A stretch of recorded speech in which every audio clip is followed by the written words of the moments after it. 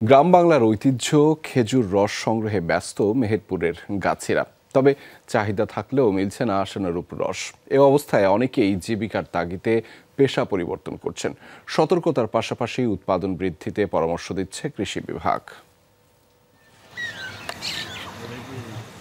পূব আকাশে তখন সবেমাত্র উঁকি দিচ্ছে সূর্য। চারদিক তখনও কুয়াশার চাদরে ঢাকা।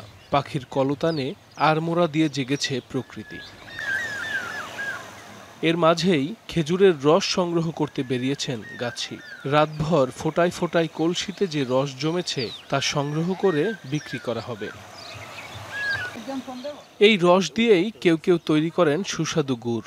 তবে মেহেরপুরে খেজুর গাছের সংখ্যা কমে যাওয়ায় এখন আর আগের মতো মিলছে না রস, যার প্রভাব পড়েছে গুড় উৎপাদনেও।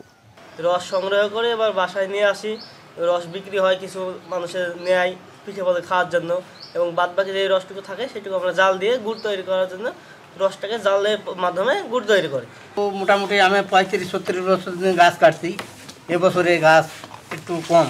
40 বছর এই কাজ করি, খেজুরের রস, তালের গাছ। এর আগে হেভি টান ছিল, 4-5 বছর আগে থেকে এই একটা হুপ হয়ে এসছে। শীতের সকালের রসের স্বাদ নিতে অনেকেই শহর থেকে ছুটে যান গ্রামের বাড়িতে। তৈরি হয় নানা স্বাদের পিঠাপুলি। শীতের আমেজটা উপভোগ করার জন্য সকালবেলা একটু আসা, আমার ফ্যামিলির লোকজনকে নিয়ে। বাংলাদেশে বিভিন্ন জায়গায় এই গুড় পাঠানো হয় এবং আমার স্কুল কলেজের শিক্ষক যারা আছে তারা আমাকে বলে যে তোমাদের গ্রাম থেকে গুড় নিয়ে আসার কথা। চাহিদা বাড়ায় খেজুরের রস আর গুড়ের মান রক্ষায় নজরদারি করছে কৃষি বিভাগ।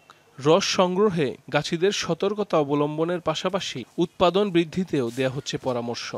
যারা প্রকৃত চাষি তাদেরকে বলবো, আপনারা প্রকৃত খেজুরের গুড় উৎপাদন করেন, এটা ভালো দাম আছে, এটা জিআই পণ্য স্বীকৃতি পেয়েছে।